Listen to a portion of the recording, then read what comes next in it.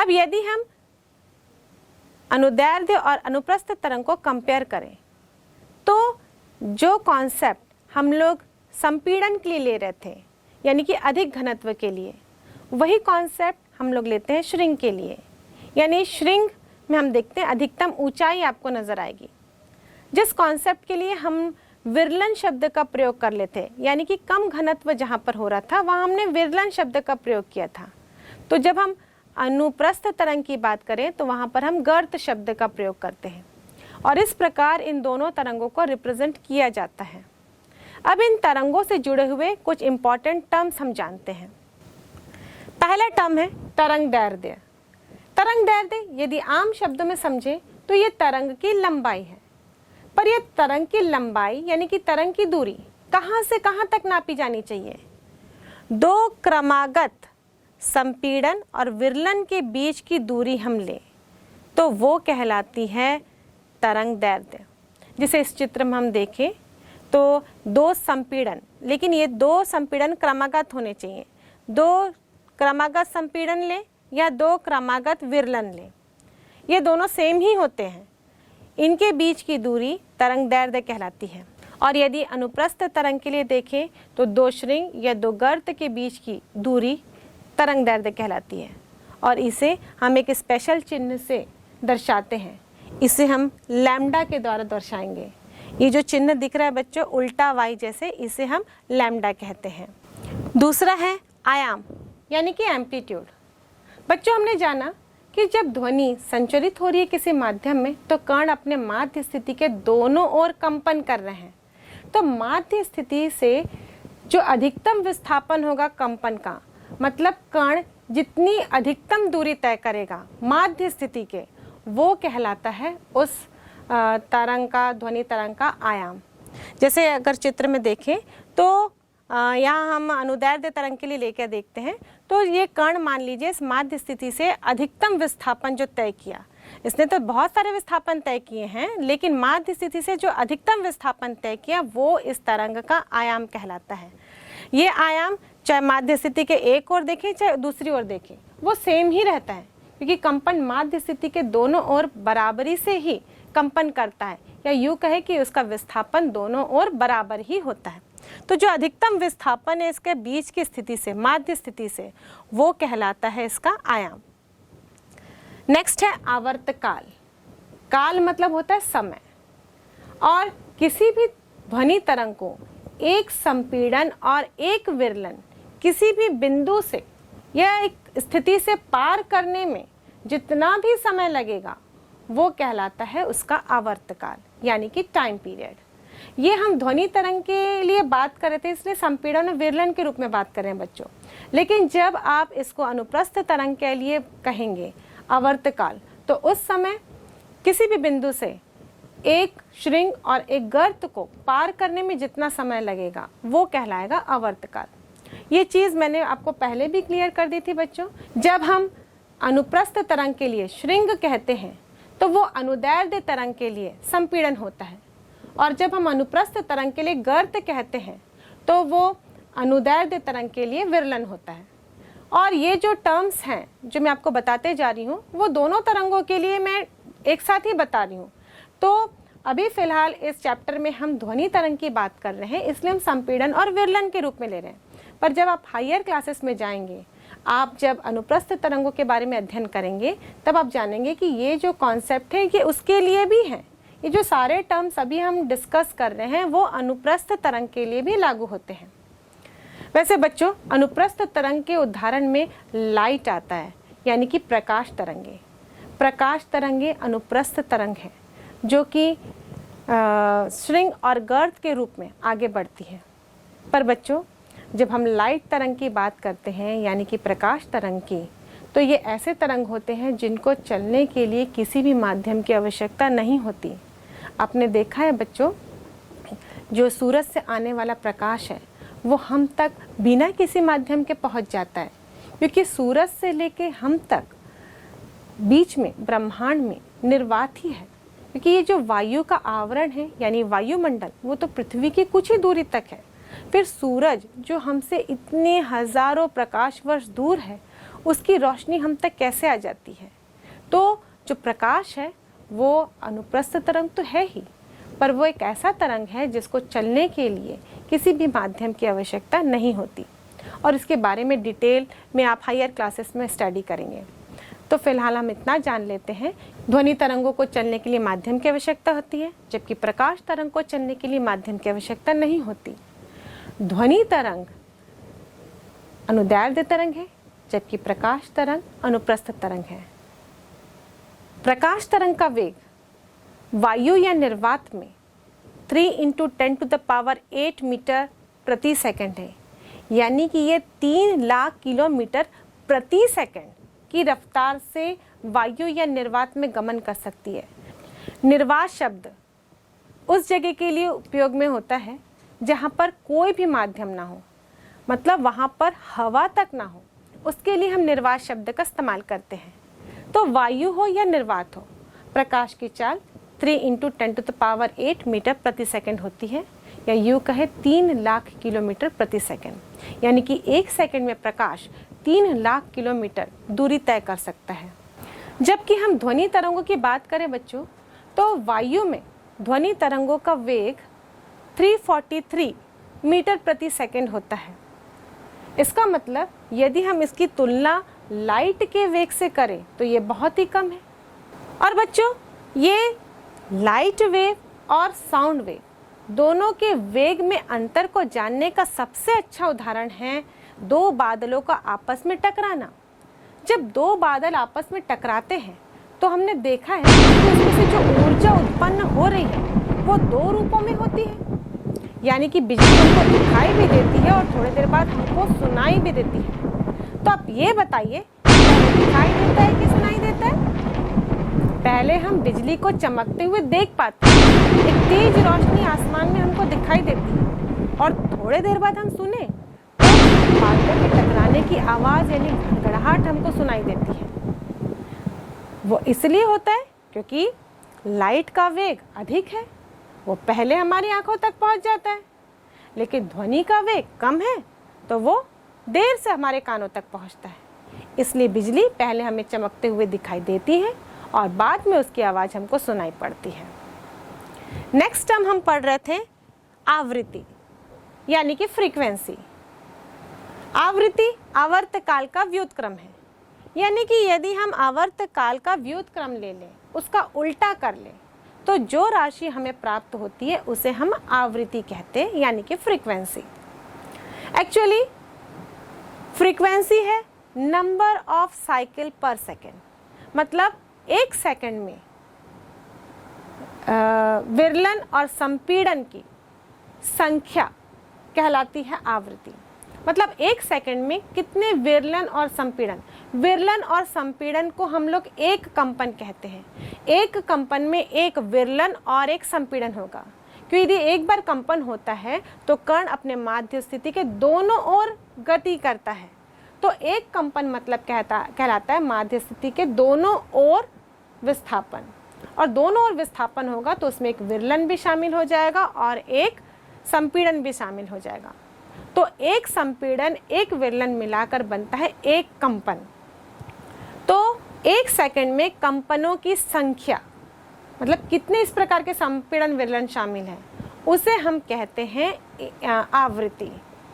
या हम अनुप्रस्थ तरंग की बात करें तो एक कंपन का मतलब होगा एक श्रृंग और गर्त।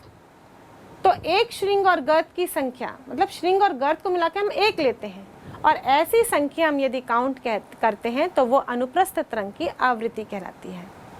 तो इस प्रकार हम देखें, आवृत्ति बराबर होता है 1/T। आवृत्ति को हम F से भी लिख सकते हैं, ये स्पेशल चिन्ह न्यू से भी दर्शाते हैं, और 1/टाइम पीरियड यदि करते हैं यानी कि 1/सेकंड लिखते हैं तो इसे हम नया मात्रक देते हैं। इसे हम वैज्ञानिक हर्ट्ज के नाम पर हर्ट्ज से डिनोट करते हैं। तो फ्रीक्वेंसी का मात्रक हो जाता है हर्ट्ज। तो बच्चों, इस सूत्र के आधार पर चलिए एक आंकिक प्रश्न बनाते हैं। प्रश्न, 500 हर्ट्ज वाले तरंग का आवर्तकाल ज्ञात करें। बच्चों, यहाँ पर हमको किसी क्वांटिटी की मात्रक को देके पहचानना होता है कि वहां पर कौन सी फिजिकल क्वांटिटी हमें प्रश्न में दी गई है। जैसे कि यहाँ पर लिखा है 500 हर्ट्ज, इसका मतलब ये तरंग की आवृत्ति है। तो प्रश्न अनुसार तरंग की आवृत्ति n बराबर 500 हर्ट्ज है और हमें इस तरंग का आवर्तकाल ज्ञात करना है। और सूत्र अनुसार हम जानते हैं t बराबर होता है 1/n। इसमें हम आवर्तकाल t बराबर लिखेंगे 1/500 और इसे हल करेंगे। हल आप किसी भी विधि से कर सकते हैं जैसा कि आपको इजी लगे, क्योंकि एक प्रश्न को हल करने के कई तरीके हो सकते हैं। तो 1/500 को यदि हम हल करते हैं, सॉल्व करते हैं, तो हमें प्राप्त होगा 0.002 सेकेंड। तो इस प्रकार इस तरंग का आवर्तकाल 0.002 सेकेंड होगा। अब बच्चों हम ध्वनि तरंग के वेग, उसके तरंग दैर्ध्य और आवर्तकाल के बीच में संबंध स्थापित करेंगे। हम जानते हैं वेग बराबर होता है दूरी बटे समय। मान लीजिए कि तरंग का वेग v है, तरंग की दूरी यानी कि तरंग का तरंग दैर्ध्य लैम्डा है और समय यानी कि एक तरंग दैर्ध्य को पार करने में लगने वाला समय वो आवर्तकाल कहलाता है। इसे हम t से दर्शाते हैं, तो हम लिखेंगे t। तो v बराबर हो जाएगा लैम्डा अपॉन t। तो यहाँ से ये संबंध है वेग, तरंग दैर्ध्य और आवर्तकाल के बीच में। अब हम जानते हैं कि 1/, आवर्तकाल होता है तरंग की आवृत्ति, तो 1/t के जगह लिख सकते हैं हम उसकी आवृत्ति। बच्चों आवृत्ति को डिनोट करने के 3-4 चिन्ह हैं। आवृत्ति यानी कि फ्रीक्वेंसी, जिसको हम स्मॉल लेटर f से भी दर्शाते हैं, या फिर एक विशेष चिन्ह न्यू से भी दर्शाया जाता है, या फिर ये नंबर ऑफ साइकिल पर सेकंड है, यानी कि कंपनों की संख्या प्रति सेकंड है। इसलिए हम इसे इंग्लिश के स्मॉल लेटर अल्फ़ाबेट n से भी दर्शाते हैं। तो बच्चे जो भी चिन्ह उपयोग में लाए, आप ध्यान रखिएगा कि 1/, समय यानी कि आवर्तकाल होता है आवृत्ति। तो यहाँ पर हम लिखेंगे v बराबर n लैम्डा और ये संबंध है तरंग के वेग, आवृत्ति और उसके तरंग दैर्ध्य पर।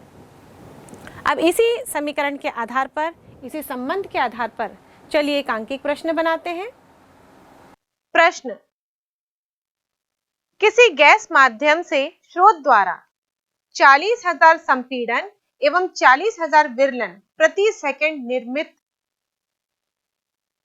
होती है। यदि पहला संपीड़न स्रोत से 1 सेंटीमीटर की दूरी पर हो तो तरंग का वेग ज्ञात कीजिए। हम जानते हैं कि आवृत्ति 1 सेकंड में होने वाले संपीड़न एवं विरलन की संख्या के बराबर होती है, अतः आवृत्ति n बराबर 40,000 हर्ट्ज होगी। तरंग दैर्ध्य लैम्डा बराबर 2 संपीड़न अथवा 2 विरलनों के बीच की दूरी, क्योंकि हम जानते हैं तरंग दैर्ध्य तरंग की लंबाई होती है और तरंग की लंबाई नापने के लिए हम 2 क्रमागत संपीड़न या 2 क्रमागत विरलन के बीच की दूरी लेते हैं। और प्रश्न अनुसार ये 1 सेंटीमीटर है, तो सबसे पहले हम सेंटीमीटर को मीटर में कन्वर्ट करेंगे। इसमें हम लिखेंगे 1/100 मीटर। अब हमारे पास सूत्र है वेग बराबर आवृत्ति इंटू तरंग दैर्ध्य।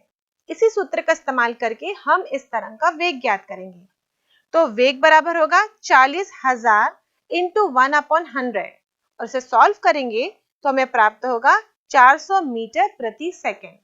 बच्चों यहाँ पर हमको वेग का मात्रक लिखना होगा। किसी भी प्रश्न को हम सॉल्व करते हैं और उसका मात्रक नहीं लिखते तो उस प्रश्न का हल अधूरा कहलाता है। जब तक आप उसके मात्रक नहीं लिखेंगे, आपको इस प्रश्न के उत्तर में फुल अंक प्राप्त नहीं होंगे।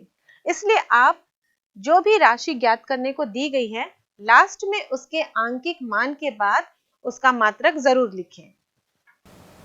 बच्चों, हमारे सुनने की क्षमता के आधार पर ही हम ध्वनि को 3 भागों में बांटते हैं। सबसे पहला है श्रव्य ध्वनि, मतलब वह ध्वनि जिसको हम सुन सकते हैं, और हमारे सुनने की रेंज है 20 हर्ट्ज से 20,000 हर्ट्ज। 20,000 हर्ट्ज को हम 20 किलो हर्ट्ज भी लिख सकते हैं। तो जो ऑडिबल फ्रीक्वेंसी है, यानी कि हमारे सुनने की जो आवृत्ति है वो 20 हर्ट्ज से 20 किलो हर्ट्ज तक होती है।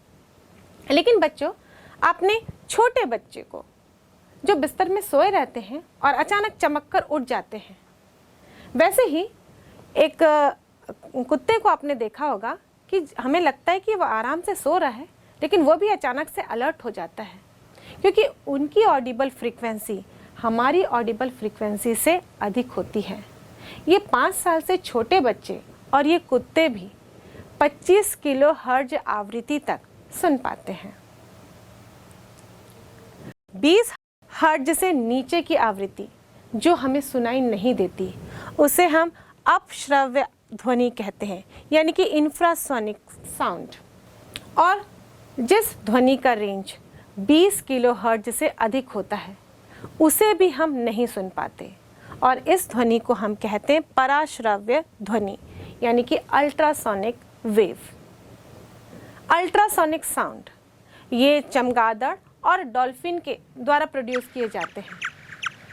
ये जो अल्ट्रासोनिक साउंड चमगादड़ प्रोड्यूस करते हैं, ये इसी की सहायता से ही अंधेरे में भी उड़ पाते हैं। अंधेरे में उड़ पाते हैं, उन्हें अंधेरे में दिखाई तो देता नहीं है, लेकिन वो ध्वनि जो प्रोड्यूस करते हैं उसकी सहायता से ही वो अंधेरे में भी उड़ पाते हैं। ये जो चमगादड़ ध्वनि प्रोड्यूस करते हैं, उसको मौत यानी कि जो छोटे कीड़े हैं वो सुन सकते हैं, इसीलिए वो अपना बचाव कर सकते हैं इन चमगादड़ों से। वो ध्वनि हमें तो सुनाई नहीं दे रही है, लेकिन वो मॉथ्स को यानी कि छोटे कीट पतंगों को वो सुनाई देती है, क्योंकि सभी जीवों की ऑडिबल फ्रीक्वेंसी अलग अलग होती है। या हम जो बात कर रहे थे ऑडिबल रेंज, जो श्रव्य परास, वो इंसान के लिए या फिर आम जीव जंतु की बात कर रहे थे, लेकिन कुछ विशेष जीव जंतु होते हैं जो अल्ट्रासोनिक रेंज या फिर इंफ्रासोनिक रेंज में भी सुन सकते हैं। वैसे अल्ट्रासोनिक रेंज के बहुत सारे उपयोग हैं। ये जो अल्ट्रासोनिक ध्वनि होती है, साउंड होती है, इसका उपयोग किया जाता है धातुओं को क्लीन करने के लिए। कुछ ऐसे मेडिकल में उपयोग में लाए जाने वाले कलपुर्जे होते हैं जिनको हम डायरेक्टली साफ़ नहीं कर सकते, उस तरीके से घिसकर जैसे हम बाकी पुर्जों की सफाई करते हैं उस तरीके से हम नहीं कर सकते। तो इसके लिए हम इस्तेमाल करते हैं अल्ट्रासोनिक साउंड का, और अल्ट्रासोनिक साउंड की सहायता से इन पुर्जों को साफ़ किया जा सकता है। इन पुर्जों को हम इस अल्ट्रासोनिक साउंड प्रोड्यूस करने वाले उपकरण में रख देते हैं, और इस उपकरण में होता है एक विलियन। और जब ये उपकरण अल्ट्रासोनिक साउंड प्रोड्यूस करते हैं तो इस विलियन के अंदर कणों में भी कंपन उत्पन्न हो जाता है, और इस कंपन की सहायता से ही जो इस कलपुर्जों में धूल के कण चिपके हुए रहते हैं वो भी कंपन करते हुए इन कलपुर्जों से अलग हो जाते हैं, और इस प्रकार ये पुर्जे साफ हो जाते हैं।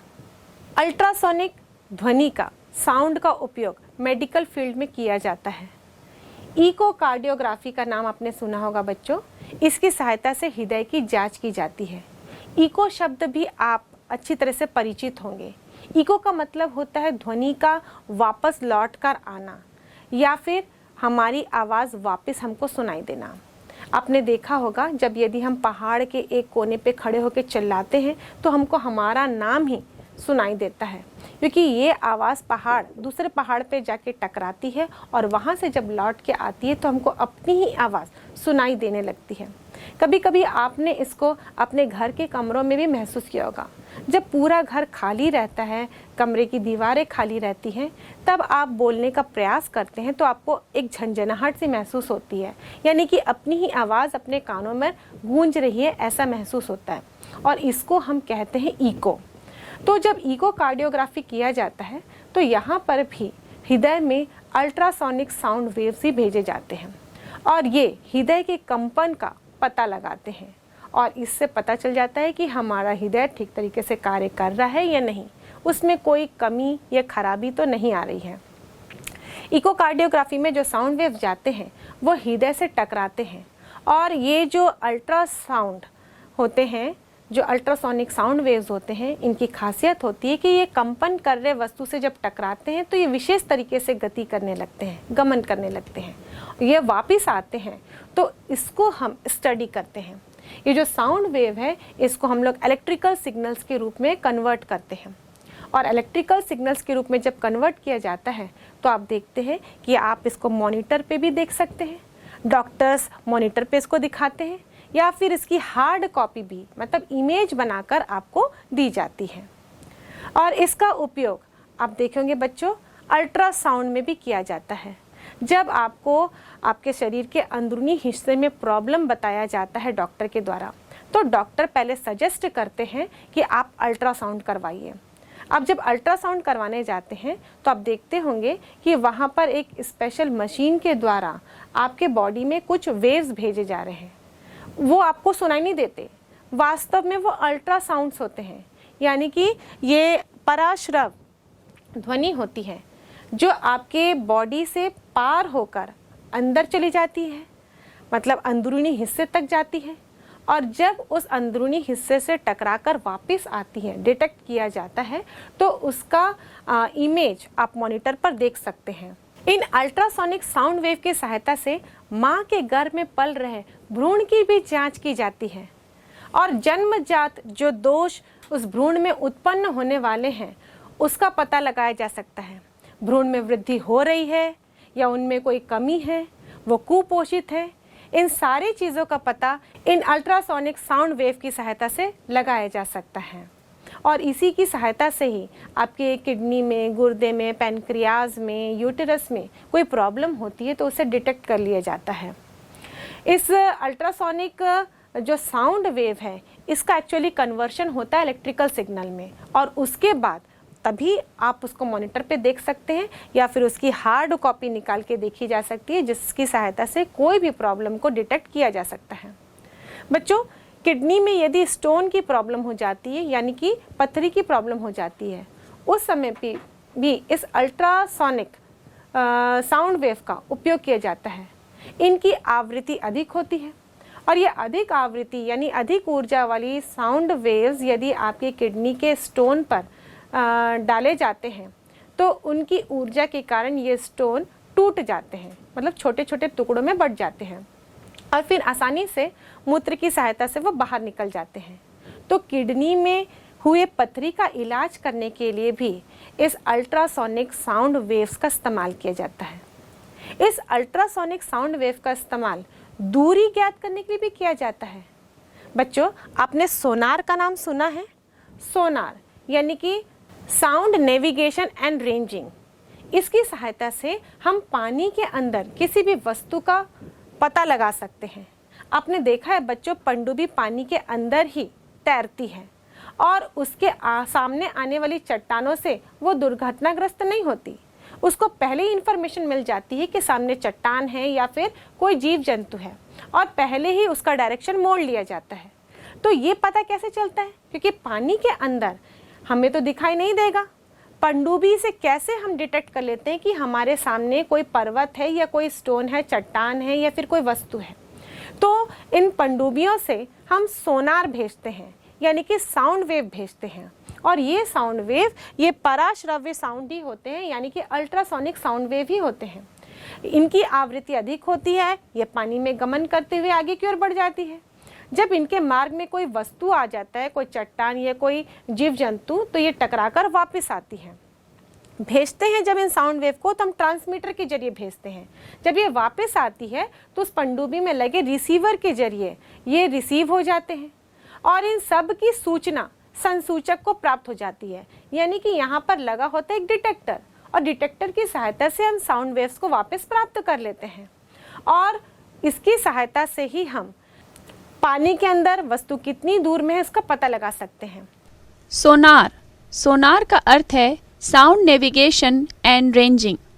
यह एक ऐसी युक्ति है जो पराध्वनि तरंगों का उपयोग कर जल में स्थित अवरोधक पिंड की दूरी, दिशा तथा चाल का मापन करती है, ताकि जहाज द्वारा संभावित खतरों की पहचान कर उनसे बचाव किया जा सके।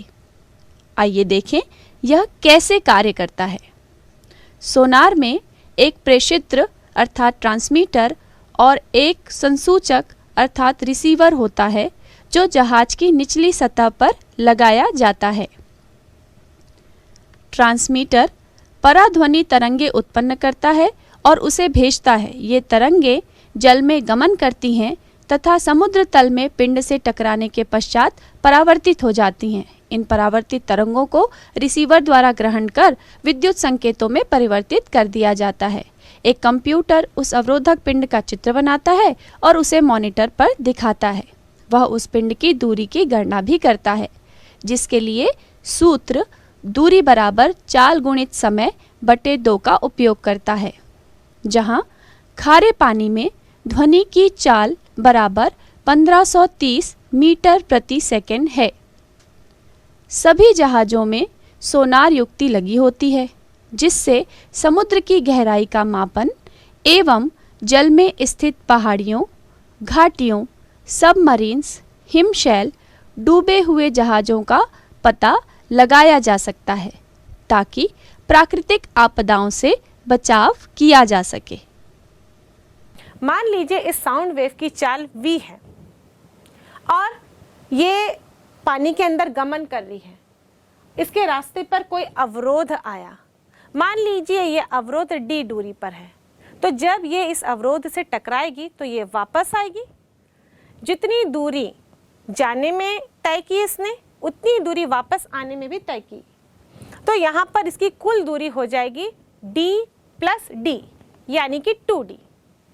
अब हम इस तरंग के जाने और आने में जो समय लगा उसे नोट करते हैं।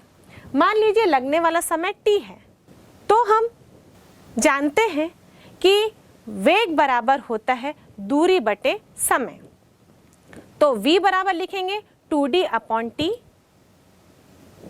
और इस सूत्र से हम देखें तो d बराबर हो जाएगा vt अपॉन 2।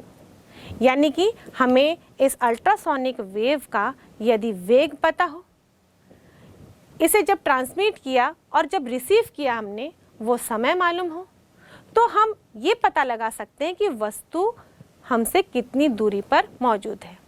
और इसी की सहायता से ही पनडुब्बी के सामने आने वाली अवरोधों का, वस्तुओं का पता लगाया जाता है।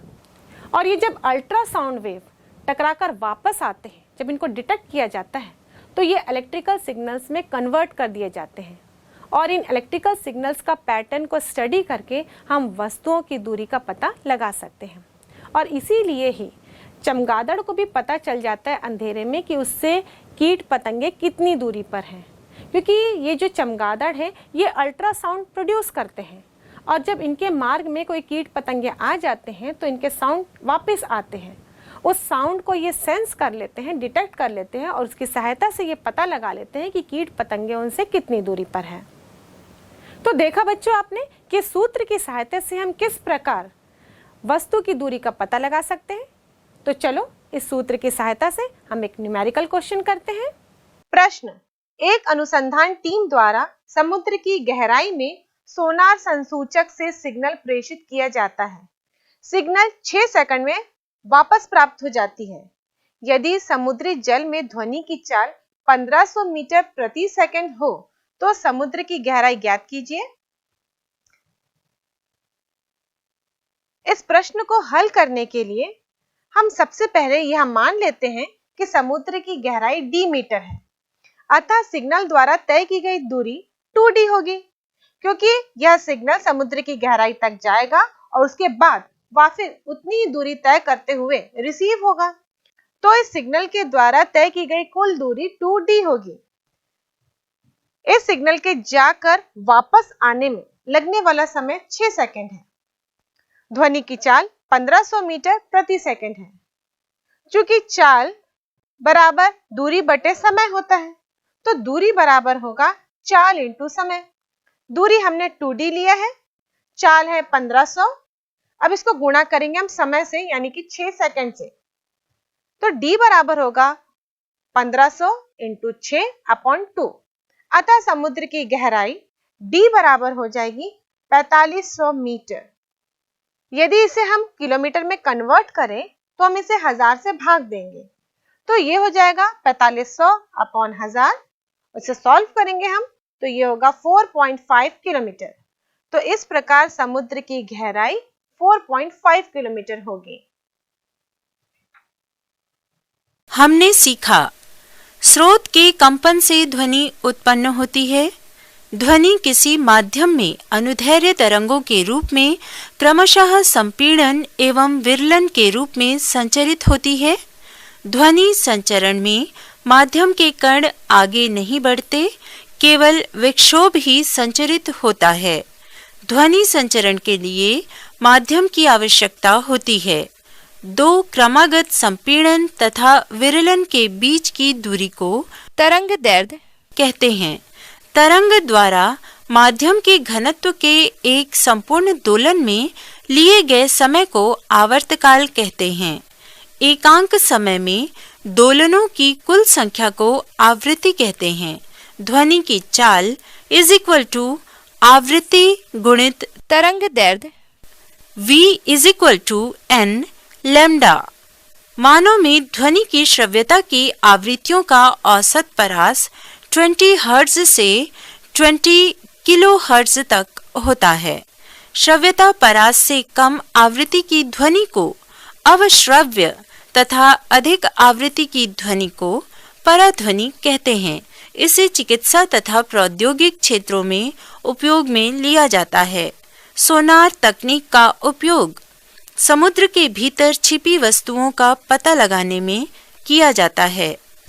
मुख्य बिंदु की वर्ड्स विक्षोभ, डिस्टर्बेंस, तरंग, वेव, तरंग दैर्घ्य, वेवलेंथ, श्रव्यता परास, हियरिंग रेंज, आयाम, एम्पलीट्यूड, आवृत्ति, फ्रीक्वेंसी, आवर्तकाल, टाइम पीरियड, संपीड़न, कंप्रेशन, विरलन, रेयरफैक्शन।